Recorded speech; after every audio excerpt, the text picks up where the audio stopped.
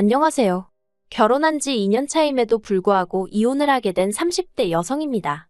이렇게 남에게 제 이야기를 해보는 게 처음이라 어디서부터 어떻게 이야기를 해야 할지 잘 모르겠지만 두서가 없더라도 들어주세요.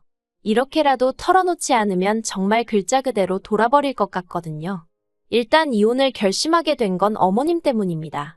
어머님의 멋대로인 성격은 그렇다 치더라도 배려심 없는 어머님의 말씀을 더는 참을 수가 없었거든요. 그래서 남편의 눈물 젖은 호소에도 불구하고 갈라서기로 했지요. 남편과는 학교 선배의 소개로 만났어요. 그런데 제가 원래 성격이 낯을 많이 가려서 소개팅이라던가 그런 자리를 별로 좋아하질 않았거든요. 그런데 학교 선배 말로는 남자답고 책임감 있는 정말 괜찮은 친구라서 소개해주는 거라대요. 그리고 소개팅을 주선한 학교 선배도 워낙에 평판도 좋고 사람 좋기로 유명했고요. 그래서 그러면 선배 안목을 믿고 한번 만나보겠다고 한 자리였습니다. 그리고 만나서는 솔직히 소개팅이라는 게 서로 잘 보이려고 노력하는 자리잖아요. 저랑 남편도 별반 다르지 않았고요. 이미 서로 사진으로 얼굴도 봤고 배경이라고 해야 할지 조건도 어느 정도 서로 들은 바가 있었기 때문에 그 외적으로 매력 어필을 하느라 바빴달까요. 그렇게 저희는 서로에게 호감을 갖게 되었고 소개팅한 지 2달 만에 본격적으로 연애를 시작했습니다. 그리고 이후로 크고 작은 사건 없이 연애하다 무르르듯 결혼 이야기까지 나왔네요. 하지만 결혼이라는 건 단지 남녀 둘이서 좋다고 될 일이 아니라더니 본격적으로 결혼 이야기가 나오자 생각지도 못한 조건들까지 따지게 되더라고요. 그리고 그중 하나가 제 학벌이었습니다. 남편은 대학교를 마친 뒤 바로 직장 생활을 시작한 반면 저는 대학원에 박사까지 마치고 취업을 했어요. 그리고 대학원에 가게 된 것은 제 의지도 있었지만 친정어머니가 워낙 배움에 욕심이 있으신 분이라서 친정어머니의 뜻을 따른 것도 있네요. 친정어머니께서 워낙 가부장적인 집안에서 자라셔서 위에 삼촌들에게 치여서 대학에 가질 못하셨거든요. 그렇다 보니 딸을 낳으면 좋은 학벌에 능력 있는 여자로 자라길 바라셨다대요. 그리고 그런 친정어머니 덕분에 지금의 제가 될 수 있었다고 생각합니다. 아무튼 그렇다 보니 남편보다 사회생활 경력은 짧았지만 연봉은 높았어요. 원래 많은 회사들이 박사 출신들은 그것도 경력으로 쳐주거든요. 그런데 남편도 제가 박사 출신인 건 알았어도 연봉까지 자기보다 높을 줄은 몰랐던 모양입니다. 그래서 처음에 서로 경제적인 사정을 오픈했을 때 남편이 직장 생활을 얼마나 했다고 돈을 그렇게 많이 모았냐며 크게 놀라했어요. 그리고 반면에 저는 저대로 남편의 직장 생활이 7년 남짓이었는데 모아둔 돈이 1억도 안 돼서 놀랐고요. 하지만 이런 걸로 나온 결혼 이야기를 엎을 생각은 안 했습니다. 남편도 성실하고 저도 성실한 사람이었으니 돈이야 앞으로 벌어가면 되는 거라고 생각했거든요. 상견례는 어머님이 원하시는 지역 내 식당에서 하게 되었습니다. 친정부모님께서 일방적으로 1시간 반을 이동하셔야 했지만 어머님은 차가 없으셨고 저희 부모님은 있으셔서 그러려니 하고 진행했어요. 그런데 어머님이 저희 친정부모님보다 늦게 오신 것도 부족해서 저희 부모님더러 늦어서 미안하다던가 오시느라 고생하셨다는 말 한마디를 안 하시더라고요. 그리고 예의를 중시하시는 친정어머니께서 이미 이때 어느 정도 기분이 상하신 눈치셨지요. 그런데 이후로 시작된 상견례 자리에서 어머님이 보여주신 태도는 이렇게 표현해도 될지 모르겠지만 정말로 가관이었습니다. 어머님께선 당신은 원래 성격이 솔직하고 당당하다며 당신이 하고 싶은 말이라면 상대의 기분은 생각지도 않고 전부 다 내뱉으셨으니까요. 그리고 그런 어머님의 화법은 제 학벌 이야기가 나오면서 정점을 찍었어요. 어머님께서 먼저 저를 보면서 한숨을 푹 내쉬고는 솔직히 걱정이네요 하고 말문을 여셨습니다. 그리고 그 모습을 보신 친정어머니가 뭐가 걱정이시냐고 대놓고 물으셨고요.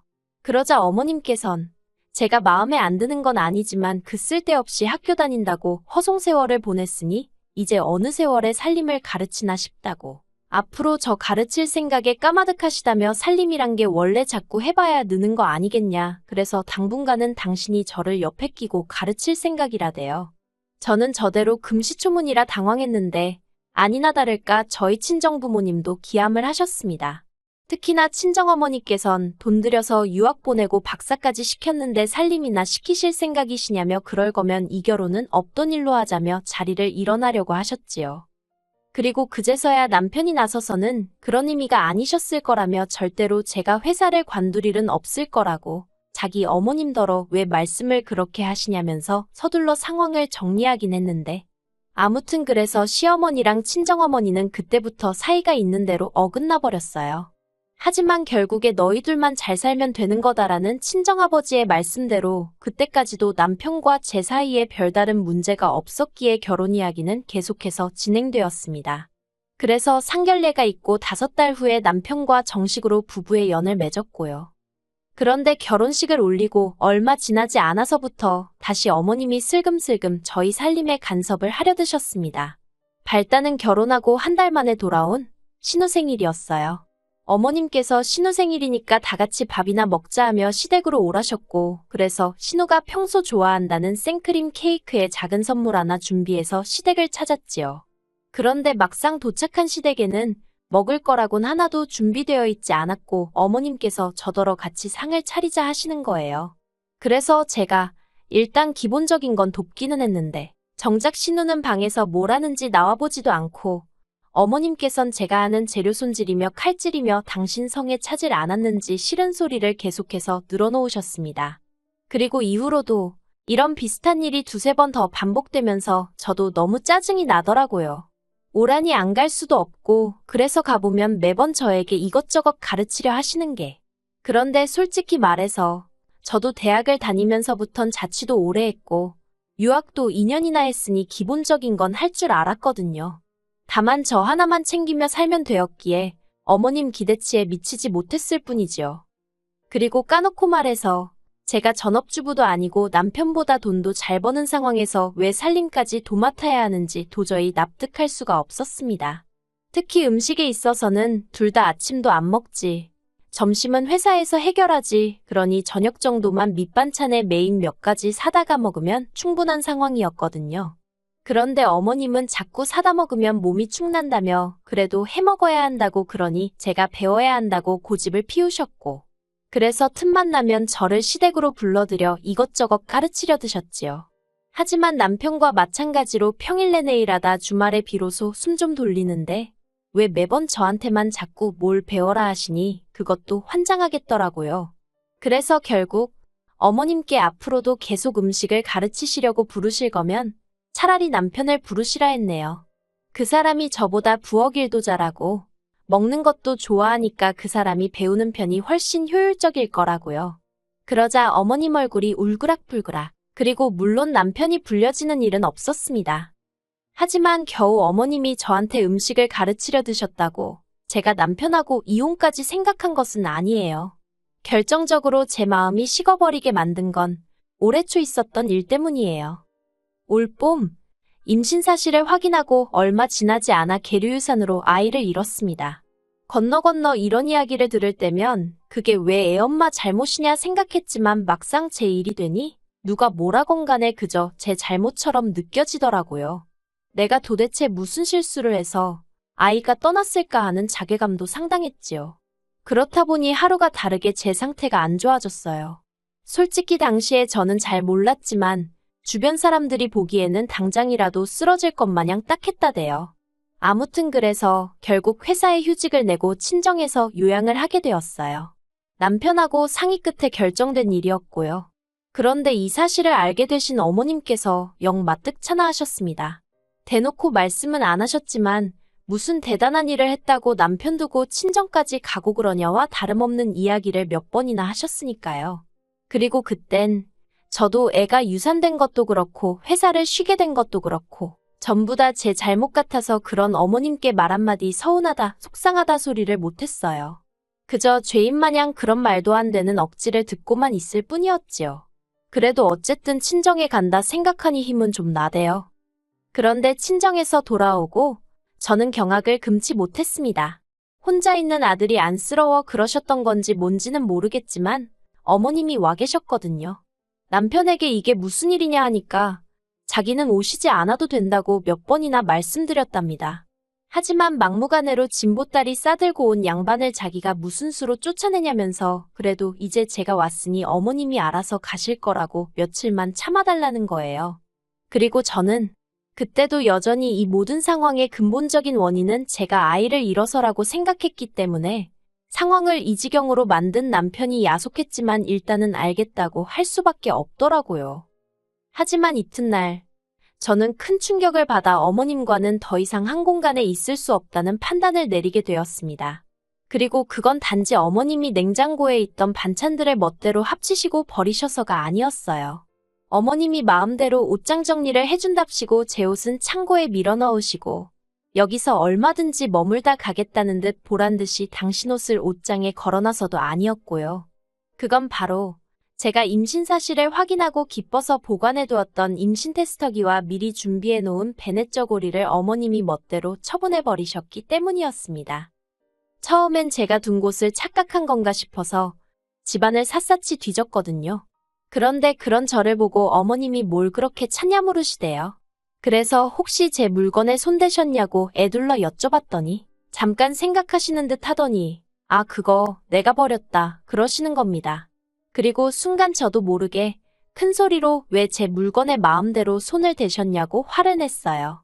그럴 수밖에 없었던 게 솔직히 아이도 떠났고 친정에서 마음을 달래고 왔긴 했지만 여전히 저는 그 아픔에서 벗어나지 못한 상황이었으니까요. 그리고 저는 다른 무엇보다도 그 두 가지는 오래오래 간직하려고 했고요. 그런데 어머님께선 단지 제가 큰 소리를 냈다는 그 사실 하나만 물고 늘어지시면서 어디 감히 시애미한테 목에 핏대를 세우느냐고 같이 소리를 지르시기 시작하셨습니다. 그리고 안 되겠다 싶어서 저는 친정부모님께 전화를 드렸어요. 제발 나 좀 다시 친정으로 데려가 달라고요. 그러자 어머님은 어머님대로 제 남편이 당신 아들이니 당신 편이라고 생각하셨는지 거기다 전화를 걸어서는 빨리 오라고 네 마누라가 나 잡는다고 나오지도 않는 곡소리를 내시는 게 아니겠어요. 아무튼 정신이 하나도 없었을 만큼 난리도 그런 난리가 없었습니다. 이윽고 저희 친정부모님이 도착하시기가 무섭게 남편까지 헐레벌떡 집 안으로 들어오대요. 그리고 얼마나 울었는지 제대로 나오지도 않는 목소리로 제가 남편더러 어머님이 내 물건에 손대신 거 아냐? 우리 애기 베넷 저고리 버리신 것도 아냐고 따졌습니다. 친정부모님도 어머님더러 아무리 자식이 사는 집이라지만 엄연히 남의 집인데 집주인이 자리 비웠다고 멋대로 오셔서는 이게 무슨 경우냐고 큰 소리를 내셨지요.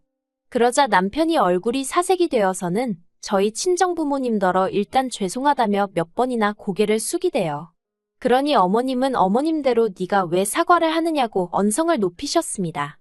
그리고는 하시는 말씀이 내가 아들집에 왜 못 오냐. 그리고 애 죽여놓고 뭐 잘했다고 유난이냐며 저에게 삿대질을 하시는 거예요. 저희 부모님한테도 딸 공부 많이 시켰다고 목에 힘 꽤나 주더니 애 하나도 제대로 못 낳는 거 어디다 써먹느냐고 사기 결혼이랍니다. 저는 정말이지. 제가 어머님에게 좋은 감정이 있던 것은 아니지만 그래도 그렇게 무식하고 경우 없으신 분인 줄은 몰랐거든요. 그래서 충격이 더 컸고요. 그래서 제가 친정으로 가겠다며 제대로 정리도 못한 짐을 다시 싸기 시작했습니다. 그런데 그때 친정아버지께서 네가 왜 친정으로 오느냐며 저희 남편더러 지금 당장 짐 싸서 어머님 모시고 나가라시대요. 엄연히 이 집이 내 명인데 왜 내 딸이 집을 비우느냐고 네가 나가라고요. 그러자 어머님께서 영문을 모르겠다는 듯 당황한 얼굴로 남편에게 이게 무슨 말이냐고 따지셨습니다. 알고 보니 어머님은 저희가 사는 집이 남편 명의로 되어 있는 줄 아셨던 모양이래요. 그리고 그 자리에서 남편이 말하기를 하도 어머님이 저를 밉게 보셔서 자기 딴에는 점수 좀 따겠다고 저희 친정아버지가 자기 앞으로 집을 해주셨다고 했었답니다. 어이가 없어서 막말로 저희 어머님도 웃긴 게 제가 결혼하고자 선택한 사람이니 이렇게 말하면 제 얼굴에 침 뱉기 같지만 저희 남편이 뭐 얼마나 조건이 대단하다고 저희 친정에서 집까지 해주면서 사위로 맞이했을 거라 생각하신 걸까요? 아무튼 기도 안 차는 상황에서 친정아버지도 황당해서 표정을 못 감추시고 그렇게 남편이 상황에 대한 책임을 지겠다며 거의 강제로 어머님을 모시고 밖으로 나갔어요. 그리고 저는 고민에 빠졌습니다. 남편이 보여준 태도는 100% 만족스럽진 않았지만 그래도 자기 딴에는 중립이 아닌 어떻게든 제 편을 들려고 했던 게 보였으니까요. 그래서 그냥 어머님한테만 발길을 끊고 살아볼까 그런 생각도 안 한 게 아니에요. 하지만 자식이냐곤 남편하고 신우둘 뿐이고 그나마 신우는 딸이라고 해도 저희 남편하고 차별받으며 자라서인지 어머님과의 관계가 썩 좋질 못하거든요. 그러니 결국 시간이 흐를수록 남편이 어머님 뒤치다꺼리는 물론이고 경제적으로 도와드려야 할 게 불보듯 뻔한 일이었지요. 그래서 결국 쉽지 않은 결정이었지만 남편과 헤어지기로 마음먹었습니다. 남편은 제가 원한다면 어머님과 철저히 연을 끊고 살겠다 했지만 천륜이 그렇게 쉽게 끊어지지 않는다는 건 다들 알잖아요. 그리고 언젠가 저를 향한 남편의 사랑이 달라지기라도 하면 그 원망은 제가 또 어떻게 감당할 수 있겠나 싶대요. 그래서 이혼으로 마음을 굳혔습니다.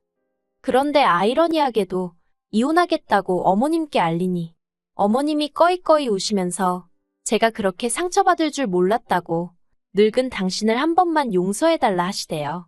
정말이지 처음 만났을 때부터 마지막 헤어지는 자리까지 한순간도 제 마음을 편하게 해주시지 않는다는 생각에 그 모습도 보고 있기가 버겁더군요. 그래서 그런 어머님에게 전에 없이 냉랭하게 죄송하다 인사드렸습니다. 그리고 남편도 결국엔 이혼해주겠다고 하대요.